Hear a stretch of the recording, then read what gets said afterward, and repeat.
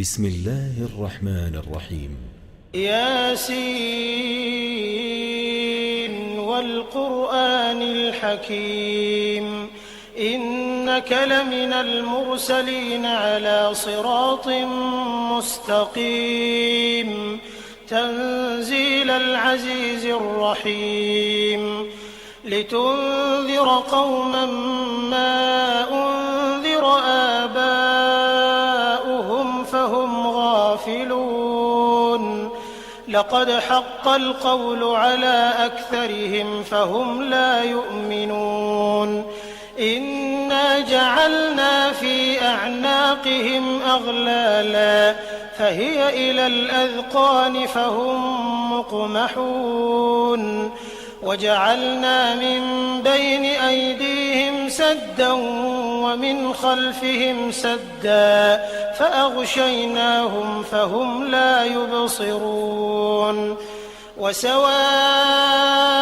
عليهم أأنذرتهم أم لم تنذرهم لا يؤمنون إنما تنذر من اتبع الذكر وخشي الرحمن بالغيب فبشره بمغفرة وأجر كريم إنا نحن نحيي الموتى ونكتب ما قدموا وآثارهم وكل شيء أحصيناه في إمام مبين واضرب لهم مثلا أصحاب القرية إذ جاءها المرسلون إذ أرسلنا إليهم 2 فكذبوهما فعززنا بثالث فقالوا إنا إليكم مرسلون قالوا ما أنتم إلا بشر مثلنا وما أنزل الرحمن من شيء إن أنتم إلا تكذبون قالوا ربنا يعلم إنا إليكم لمرسلون وما علينا إلا البلاغ المبين قالوا إنا تطيرنا بكم لئن لم تنتهوا لنرجمنكم وليمسنكم منا عذاب أليم قالوا طائركم معكم أئن ذكرتم بل أنتم قوم مسرفون وجاء من أقصى المدينة رجل يسعى قال يا قوم اتبعوا المرسلين اتبعوا من لا يسألكم أجرا وهم مهتدون وما لي لا أعبد الذي فطرني وإليه ترجعون أأتخذ من دونه آلهة إن يردني الرحمن بضر لا تغن عني شفاعتهم شيئا ولا ينقذون إني إذا لفي ضلال مبين إني آمنت بربكم فاسمعون قيل ادخل الجنة قال يا ليت قومي يعلمون بما غفر لي ربي وجعلني من المكرمين وما أنزلنا على قومه من بعده من جند من السماء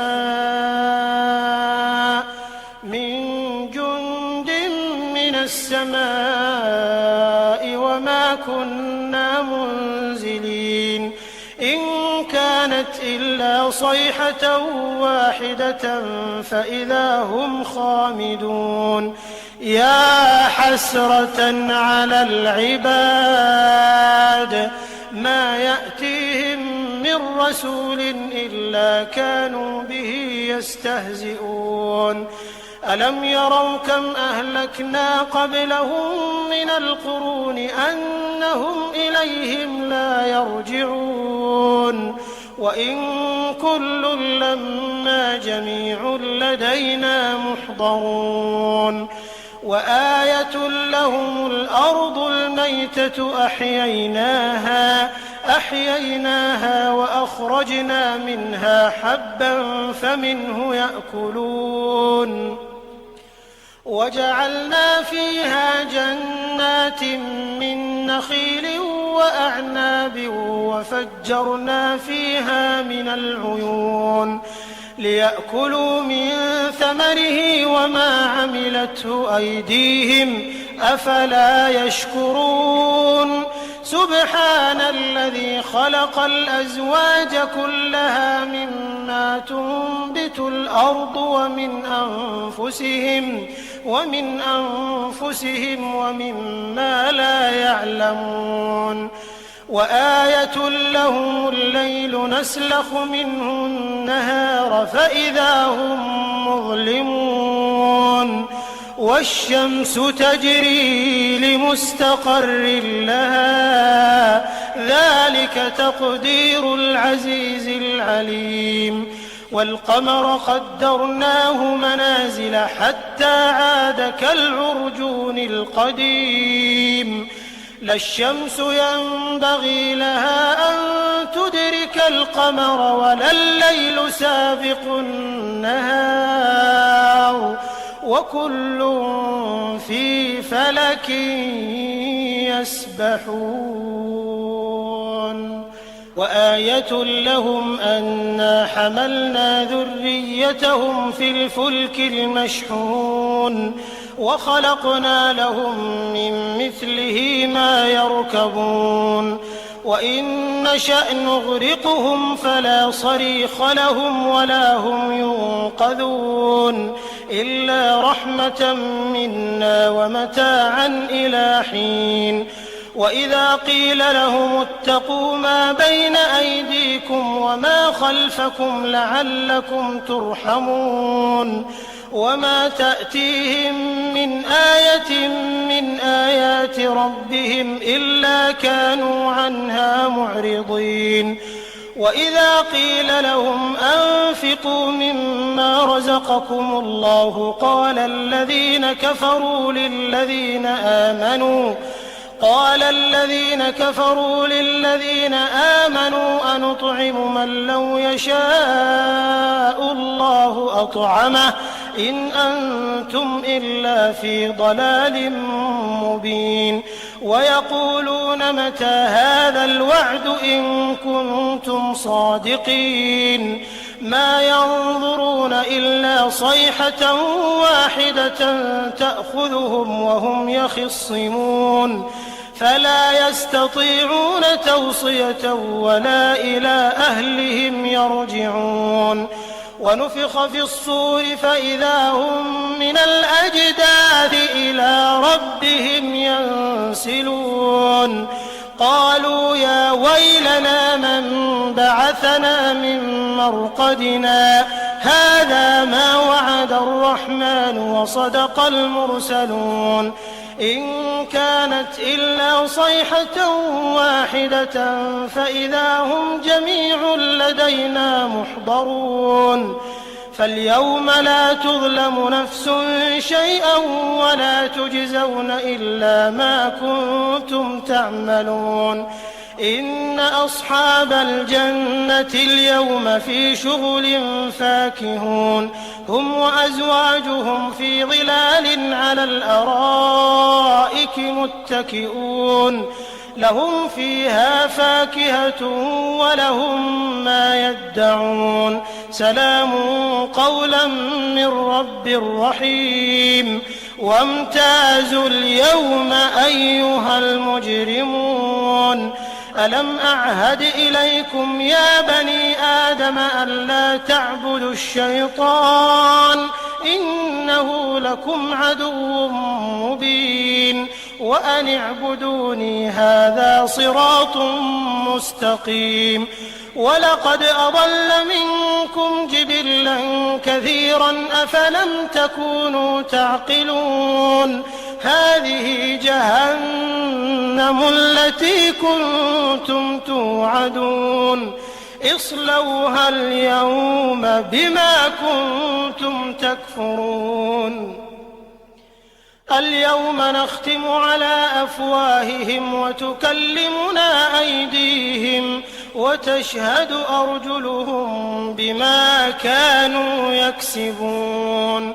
ولو نشاء لطمسنا على أعينهم فاستبقوا الصراط فأنى يبصرون ولو نشاء لمسخناهم على مكانتهم فما استطاعوا مضيا ولا يرجعون ومن نعمره ننكسه في الخلق أفلا يعقلون وما علمناه الشعر وما ينبغي له إن هو إلا ذكر وقرآن مبين لينذر من كان حيا ويحق القول على الكافرين أولم يروا أنا خلقنا لهم مما عملت أيدينا أنعاما فهم لها مالكون وذللناها لهم فمنها ركوبهم ومنها يأكلون ولهم فيها منافع ومشارب أفلا يشكرون واتخذوا من دون الله آلهة لعلهم ينصرون لا يستطيعون نصرهم وهم لهم جند محضرون فلا يحزنك قولهم إنا نعلم ما يسرون وما يعلنون أولم ير الإنسان أنا خلقناه من نطفة فإذا هو خصيم مبين وضرب لنا مثلا ونسي خلقه قال من يحيي العظام وهي رميم قل يحييها الذي أنشأها أول مرة وهو بكل خلق عليم الذي جعل لكم من الشجر الأخضر نارا فإذا أنتم منه توقدون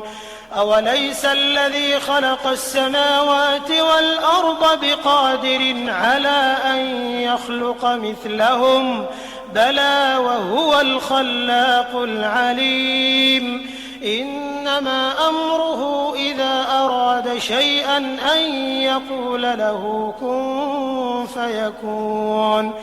فسبحان الذي بيده ملكوت كل شيء وإليه ترجعون بسم الله الرحمن الرحيم إذا وقعت الواقعة ليس لوقعتها كاذبة خافضة رافعة إذا رجت الأرض رجا وبست الجبال بسا فكانت هباء منبثا وكنتم أزواجا ثلاثة فأصحاب الميمنة ما أصحاب الميمنة وأصحاب المشأمة ما أصحاب المشأمة والسابقون السابقون أولئك المقربون في جنات النعيم ثلة من الأولين وقليل من الآخرين على سرر موضونة متكئين عليها متقابلين يطوف عليهم ولدان مخلدون بأكواب وأباريق وكأس من معين لا يصدعون عنها ولا ينزفون وفاكهة مما يتخيرون ولحم طير مما يشتهون وحور عين كأمثال اللؤلؤ المكنون جزاء بما كانوا يعملون لا يسمعون فيها لغوا ولا تأثيما إلا قيلا سلاما سلاما وأصحاب اليمين ما أصحاب اليمين في سدر مخضود وطلح منضود وظل ممدود وماء مسكوب وفاكهة كثيرة لا مقطوعة ولا ممنوعة وفرش مرفوعة إنا أنشأناهن إنشاء فجعلناهن أبكارا عربا أترابا لأصحاب اليمين ثلة من الأولين وثلة من الآخرين وأصحاب الشمال ما أصحاب الشمال في سموم وحميم وظل من يحموم لا بارد ولا كريم إنهم كانوا قبل ذلك مترفين وكانوا يصرون على الحنث العظيم وكانوا يقولون أئذا متنا وكنا ترابا وعظاما أئنا لمبعوثون أو آباؤنا الأولون قل إن الأولين والآخرين لمجموعون إلى ميقات يوم معلوم ثم إنكم أيها الضالون المكذبون لآكلون من شجر من زقوم فمالئون منها البطون فشاربون عليه من الحميم فشاربون شرب الهيم هذا نزلهم يوم الدين نحن خلقناكم فلولا تصدقون أفرأيتم ما تمنون أأنتم تخلقونه أم نحن الخالقون نحن قدرنا بينكم الموت وما نحن بمسبوقين على أن نبدل أمثالكم وننشئكم فيما لا تعلمون ولقد علمتم النشأة الأولى فلولا تذكرون أفرأيتم ما تحرثون أأنتم تزرعونه أم نحن الزارعون لو نشاء لجعلناه حطاما فظلتم تفكهون إنا لمغرمون بل نحن محرومون أفرأيتم الماء الذي تشربون أأنتم أنزلتموه من المزن أم نحن المنزلون لو نشاء جعلناه أجاجا فلولا تشكرون أفرأيتم النار التي تورون أأنتم أنشأتم شجرتها أم نحن المنشئون نحن جعلناها تذكرة ومتاعا للمقوين فسبح باسم ربك العظيم فلا أقسم بمواقع النجوم وإنه لقسم لو تعلمون عظيم إنه لقرآن كريم في كتاب مكنون لا يمسه إلا المطهرون تنزيل من رب العالمين أفبهذا الحديث أنتم مدهنون وتجعلون رزقكم أنكم تكذبون فلولا إذا بلغت الحلقوم وأنتم حينئذ تنظرون ونحن أقرب إليه منكم ولكن لا تبصرون فلولا إن كنتم غير مدينين ترجعونها إن كنتم صادقين فأما إن كان من المقربين فروح وريحان وجنة نعيم وأما إن كان من أصحاب اليمين فسلام لك من أصحاب اليمين وأما إن كان من المكذبين الضالين فنزل من حميم وتصلية جحيم إن هذا لهو حق اليقين فسبح باسم ربك العظيم.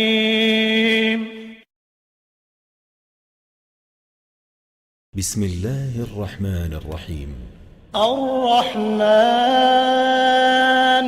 علم القرآن خلق الإنسان علمه البيان الشمس والقمر بحسبان والنجم والشجر يسجدان والسماء رفعها ووضع الميزان ألا تطغوا في الميزان وأقيموا الوزن بالقسط ولا تخسروا الميزان والأرض وضعها للأنام فيها فاكهة والنخل ذات الأكمام والحب ذو العصف والريحان فبأي آلاء ربكما تكذبان خلق الإنسان من صلصال كالفخار وخلق الجان من مارج من نار فبأي آلاء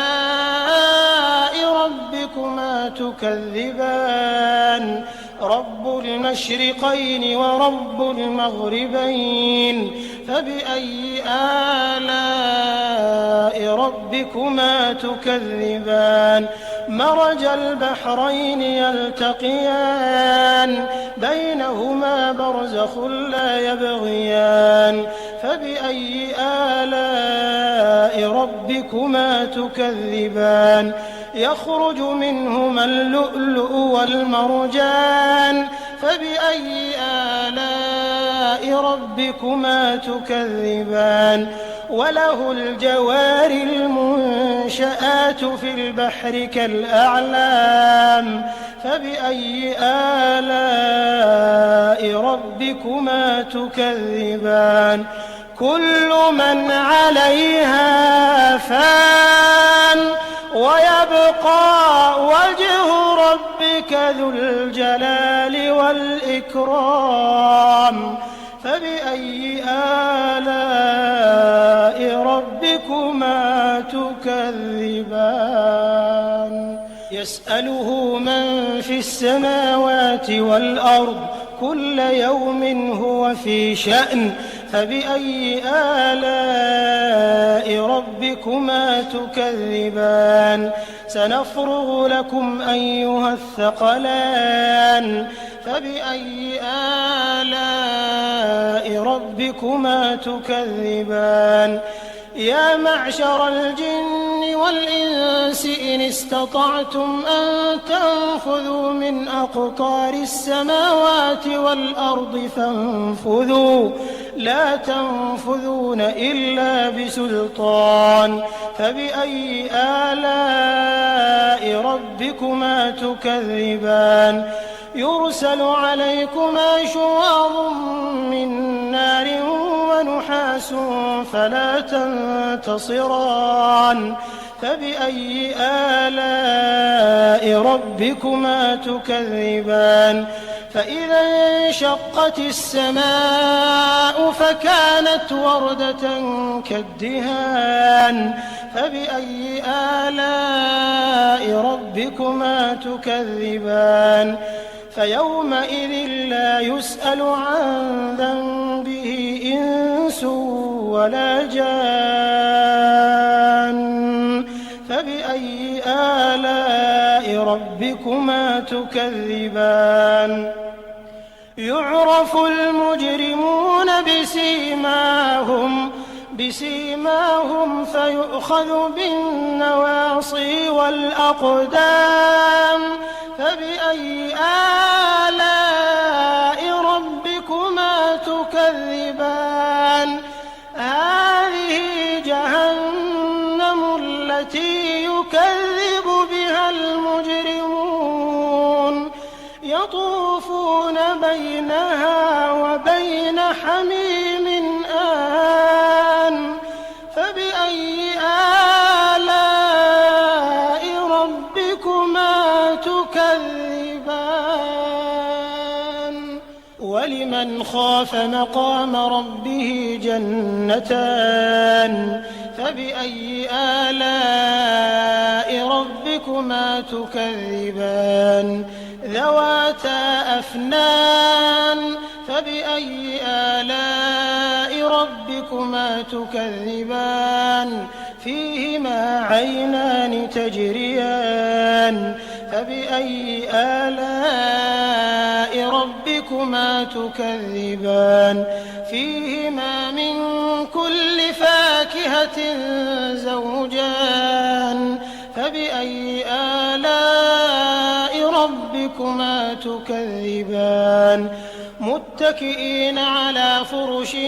بطائنها من استبرق وجنى الجنتين دان فبأي آلاء ربكما تكذبان فيهن قاصرات الطرف لم يطمثهن إنس قبلهم ولا جان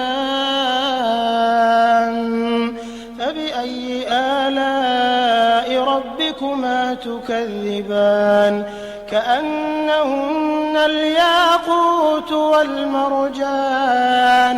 فبأي آلاء ربكما تكذبان هل جزاء الإحسان إلا الإحسان فبأي آلاء ربكما تكذبان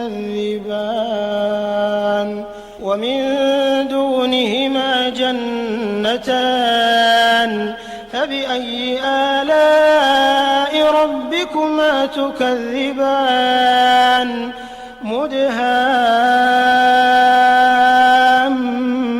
مدهامتان فبأي آلاء ربكما تكذبان فيهما عينان نضاختان فبأي آلاء ربكما تكذبان فيهما فاكهة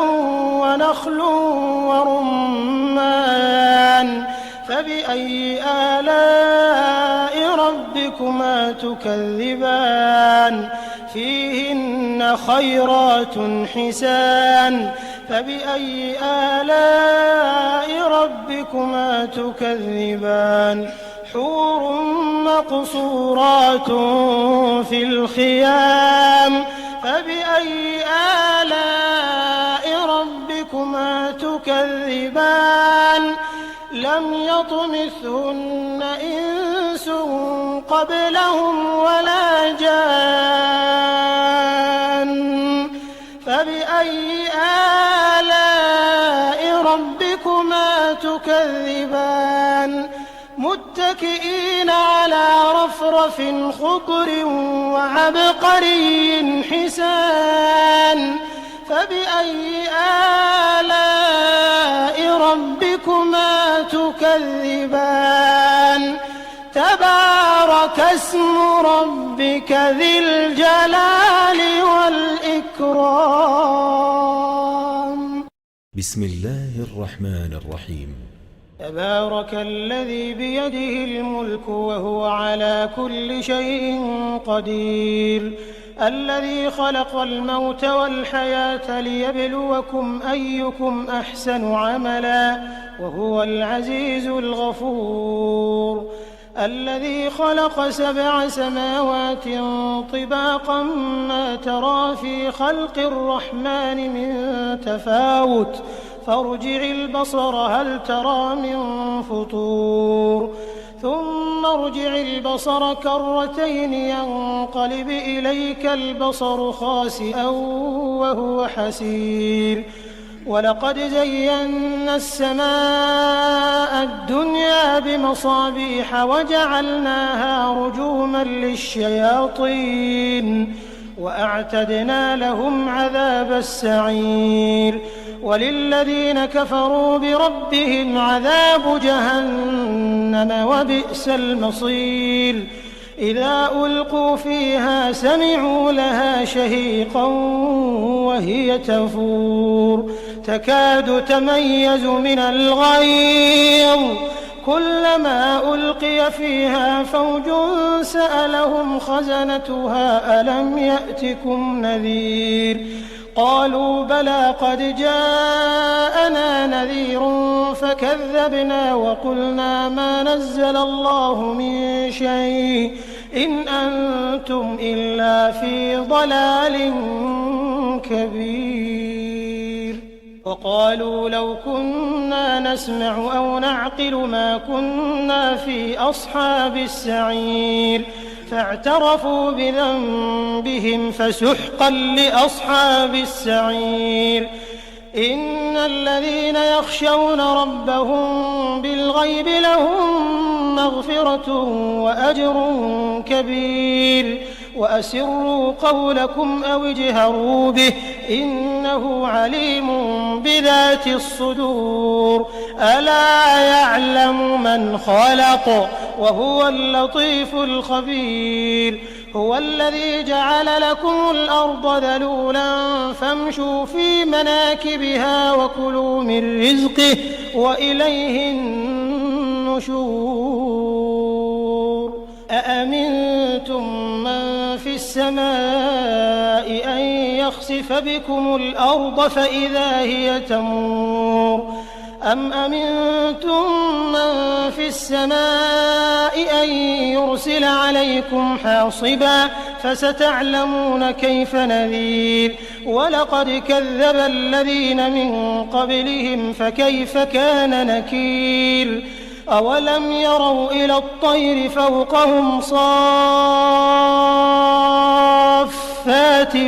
ويقبضن ما يمسكهن إلا الرحمن إنه بكل شيء بصير أمن هذا الذي هو جند لكم ينصركم من دون الرحمن إن الكافرون إلا في غرور أمن هذا الذي يرزقكم إن أمسك رزقه بل لجوا في عتو ونفور أفمن يمشي مكبا على وجهه أهدى أم من يمشي سويا على صراط مستقيم قل هو الذي أنشأكم وجعل لكم السمع والأبصار والأفئدة قليلا ما تشكرون قل هو الذي ذرأكم في الأرض وإليه تحشرون ويقولون متى هذا الوعد إن كنتم صادقين قل إنما العلم عند الله وإنما أنا نذير مبين فلما رأوه زلفة سيئت وجوه الذين كفروا وقيل هذا الذي كنتم به تدعون قل أرأيتم إن أهلكني الله ومن معي أو رحمنا فمن يجير الكافرين من عذاب أليم قل هو الرحمن آمنا به وعليه توكلنا فستعلمون من هو في ضلال مبين قل أرأيتم إن أصبح ماؤكم غورا فمن يأتيكم بماء معين بسم الله الرحمن الرحيم الحمد لله الذي أنزل على عبده الكتاب ولم يجعل له عوجا قيما لينذر بأسا شديدا من لدنه ويبشر المؤمنين الذين يعملون الصالحات أن لهم أجرا حسنا ماكثين فيه أبدا وينذر الذين قالوا اتخذ الله ولدا ما لهم به من علم ولا لآبائهم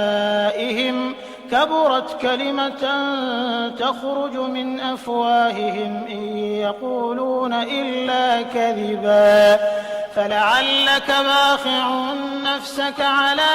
آثارهم إن لم يؤمنوا بهذا الحديث أسفا إنا جعلنا ما على الأرض زينة لها لنبلوهم أيهم أحسن عملا وإنا لجاعلون ما عليها صعيدا جرزا أم حسبت أن أصحاب الكهف والرقيم كانوا من آياتنا عجبا إذ أوى الفتية إلى الكهف فقالوا ربنا آتنا من لدنك رحمة وهيئ لنا من أمرنا رشدا فضربنا على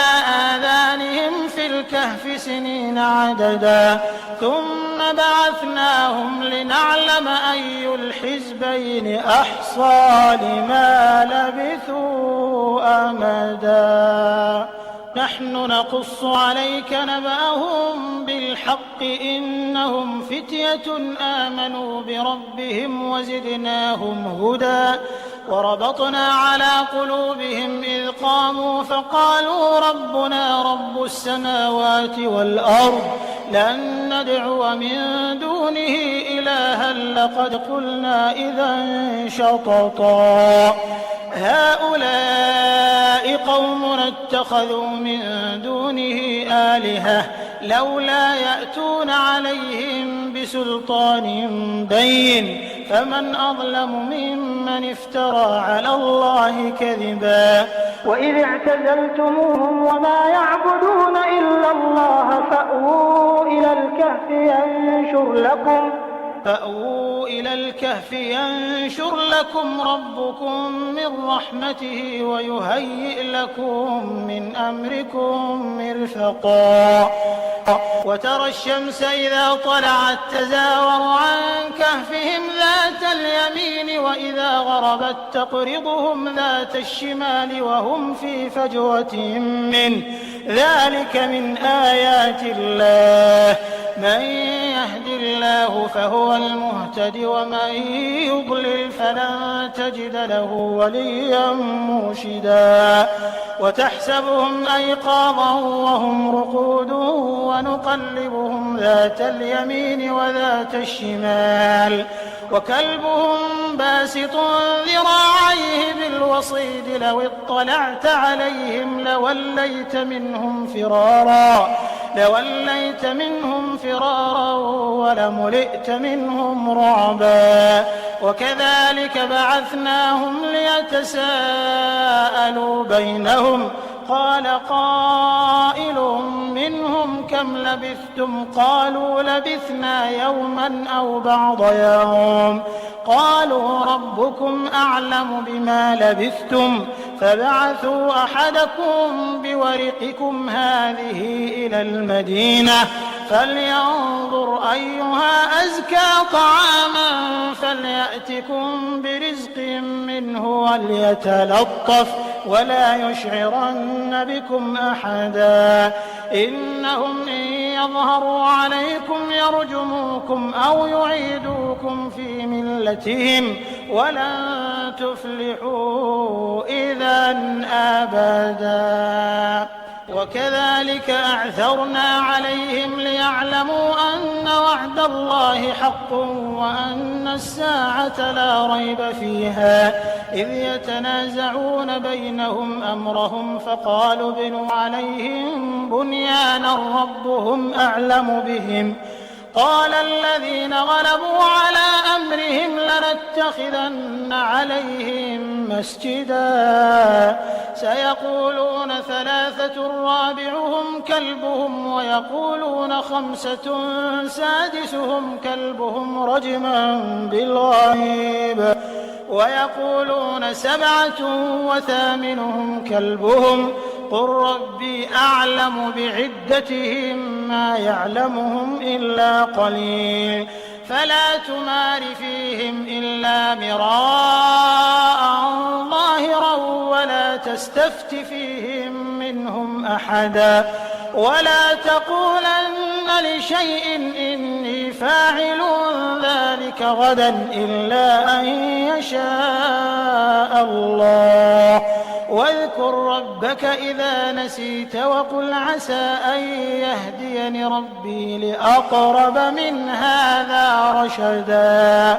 ولبثوا في كهفهم 300 سنين وازدادوا 9 قل الله أعلم بما لبثوا له غيب السماوات والأرض أبصر به وأسمع ما لهم من دونه من ولي ولا يشرك في حكمه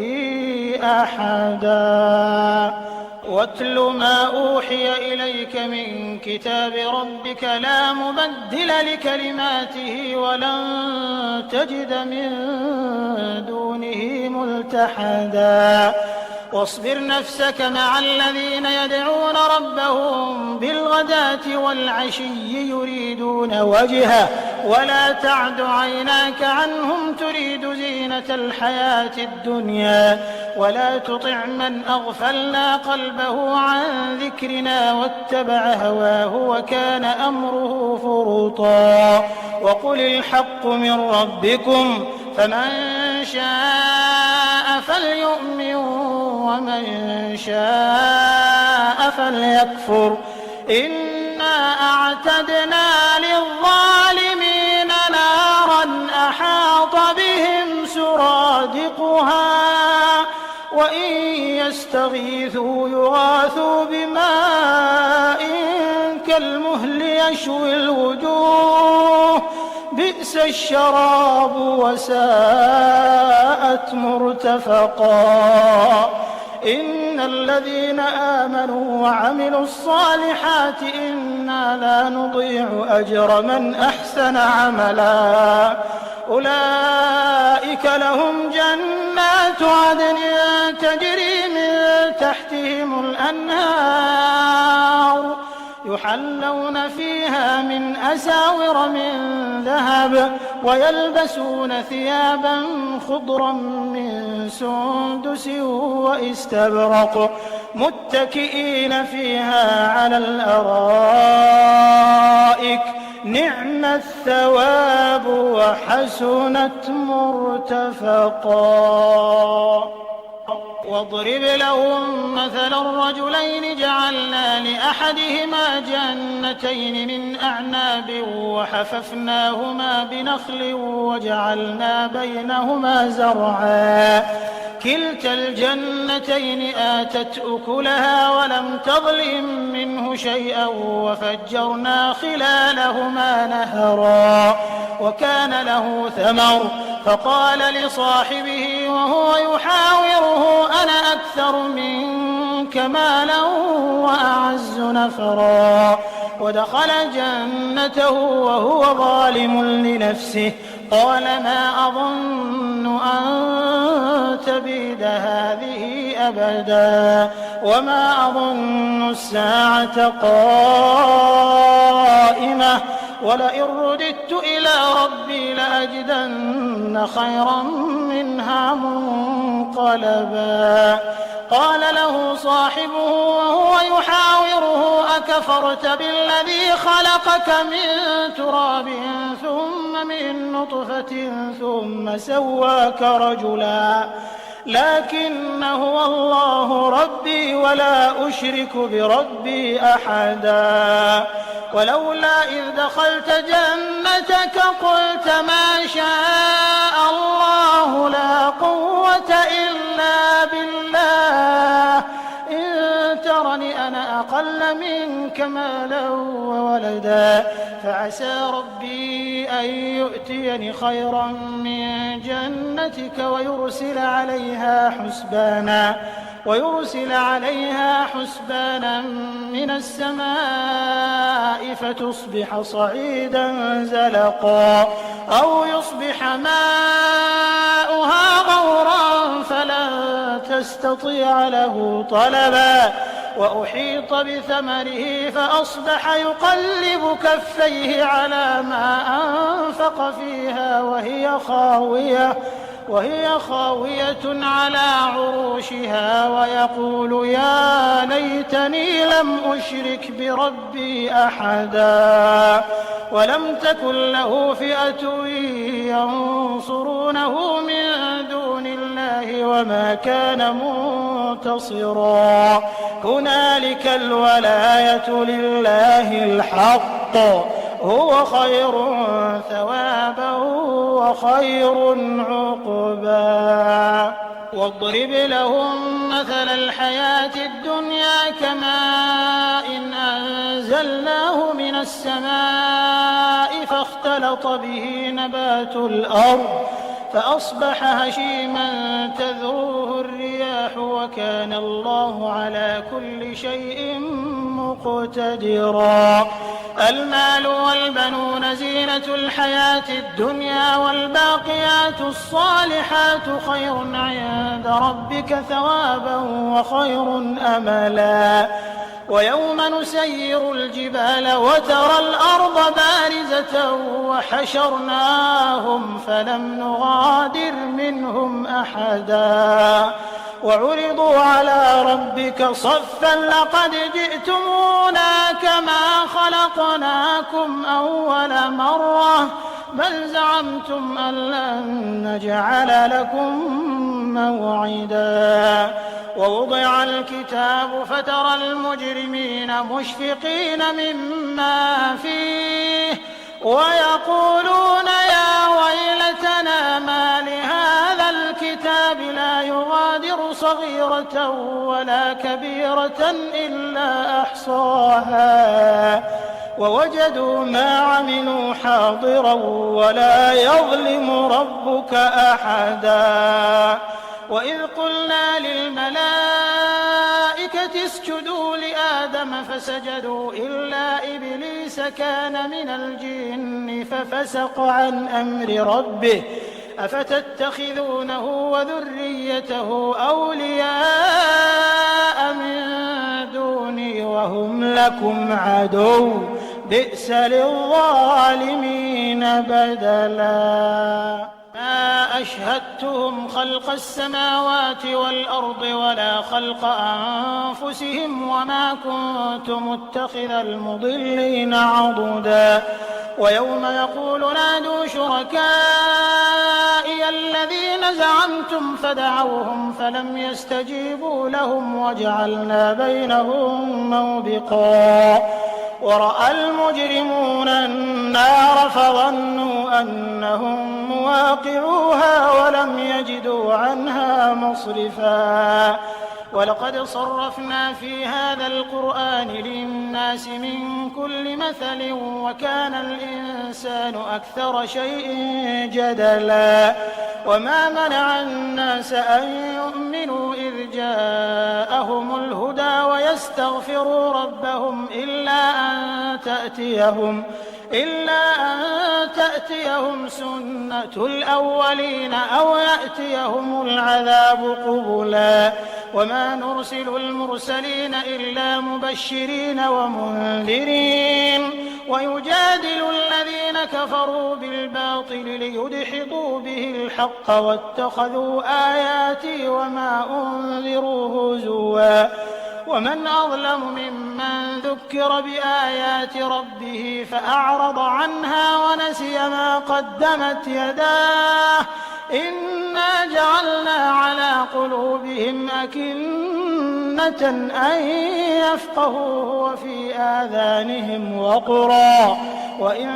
تدعهم إلى الهدى فلن يهتدوا إذا أبدا وربك الغفور ذو الرحمة لو يؤاخذهم بما كسبوا لعجل لهم العذاب بل لهم موعد لن يجدوا من دونه موئلا وتلك القرى أهلكناهم لما ظلموا وجعلنا لمهلكهم موعدا وإذ قال موسى لفتاه لا أبرح حتى أبلغ مجمع البحرين أو أمضي حقبا فلما بلغا مجمع بينهما نسيا حوتهما فاتخذ سبيله في البحر سربا فلما جاوزا قال لفتاه آتنا غداءنا لقد لقينا من سفرنا هذا نصبا قال أرأيت إذ أوينا إلى الصخرة فإني نسيت الحوت وما أنسانيه إلا الشيطان أن أذكره واتخذ سبيله في البحر عجبا قال ذلك ما كنا نبغ فارتدا على آثارهما قصصا فوجدا عبدا من عبادنا آتيناه رحمة من عندنا وعلمناه من لدنا علما قال له موسى هل أتبعك على أن تعلمني مما علمت رشدا قال إنك لن تستطيع معي صبرا وكيف تصبر على ما لم تحط به خبرا قال ستجدني إن شاء الله صابرا ولا أعصي لك أمرا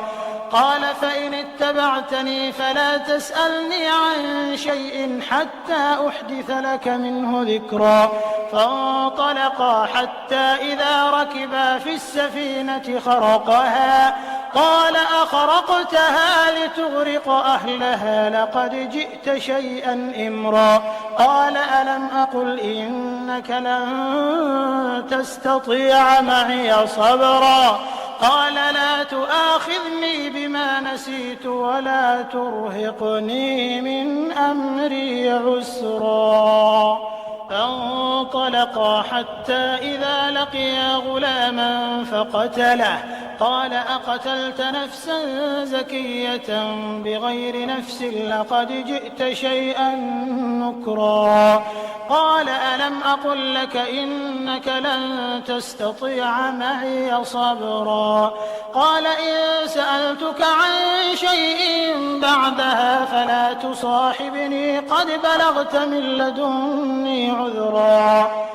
فانطلقا حتى إذا أتيا أهل قرية استطعما أهلها فأبوا أن يضيفوهما فوجدا فيها جدارا يريد أن ينقض فأقامه قال لو شئت لاتخذت عليه أجرا قال هذا فراق بيني وبينك سأنبئك بتأويل ما لم تستطع عليه صبرا أما السفينة فكانت لمساكين يعملون في البحر فأردت أن أعيبها وكان وراءهم ملك يأخذ كل سفينة غصبا وأما الغلام فكان أبواه مؤمنين فخشينا أن يرهقهما طغيانا وكفرا فأردنا أن يبدلهما ربهما خيرا منه زكاة وأقرب رحما وأما الجدار فكان لغلامين يتيمين في المدينة وكان تحته كنز لهما وكان أبوهما صالحا فأراد ربك أن يبلغا أشدهما ويستخرجا كنزهما رحمة من ربك وما فعلته عن أمري ذلك تأويل ما لم تسطع عليه صبرا ويسألونك عن ذي القرنين قل سأتلو عليكم منه ذكرا إنا مكنا له في الأرض وآتيناه من كل شيء سببا فأتبع سببا حتى إذا بلغ مغرب الشمس وجدها تغرب في عين حمئة ووجد عندها قوما قلنا يا ذا القرنين إما أن تعذب وإما أن تتخذ فيهم حسنا قال أما من ظلم فسوف نعذبه ثم يرد إلى ربه فيعذبه عذابا نكرا وأما من آمن وعمل صالحا فله جزاء الحسنى وسنقول له من أمرنا يسرا ثم أتبع سببا حتى إذا بلغ مطلع الشمس وجدها تطلع على قوم لم نجعل لهم من دونها سترا كذلك وقد أحطنا بما لديه خبرا ثم أتبع سببا حتى إذا بلغ بين السدين وجد من دونهما قوما لا يكادون يفقهون قولا قالوا يا ذا القرنين إن يأجوج ومأجوج مفسدون في الأرض فهل نجعل لك خرجا على أن تجعل بيننا وبينهم سدا قال ما مكني فيه ربي خير فأعينوني بقوة أجعل بينكم وبينهم ردما آتوني زبر الحديد حتى إذا ساوى بين الصدفين قال انفخوا حتى إذا جعله نارا قال آتوني أفرغ عليه قطرا فما استطاعوا أن يظهروه وما استطاعوا له نقبا قال هذا رحمة من ربي فإذا جاء وعد ربي جعله دكاء وكان وعد ربي حقا وتركنا بعضهم يومئذ يموج في بعض ونفخ في الصور فجمعناهم جمعا وعرضنا جهنم يومئذ للكافرين عرضا الذين كانت أعينهم في غطاء عن ذكري وكانوا لا يستطيعون سمعا أفحسب الذين كفروا أن يتخذوا عبادي من دوني أولياء إنا أعتدنا جهنم للكافرين نزلا قل هل ننبئكم بالأخسرين أعمالا الذين ضل سعيهم في الحياة الدنيا وهم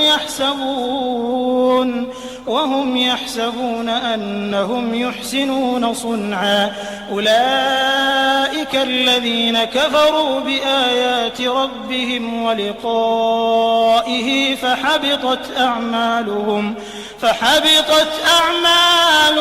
فلا نقيم لهم يوم القيامة وزنا ذلك جزاؤهم جهنم بما كفروا واتخذوا آياتي ورسلي هزوا إن الذين آمنوا وعملوا الصالحات كانت لهم جنات الفردوس نزلا خالدين فيها لا يبغون عنها حولا قل لو كان البحر مدادا لكلمات ربي لنفد البحر قبل أن تنفد كلمات ربي ولو جئنا بمثله مددا قل إنما أنا بشر مثلكم يوحى إلي أنما إلهكم إله واحد فمن كان يرجو لقاء ربه فليعمل عملا صالحا ولا يشرك بعبادة ربه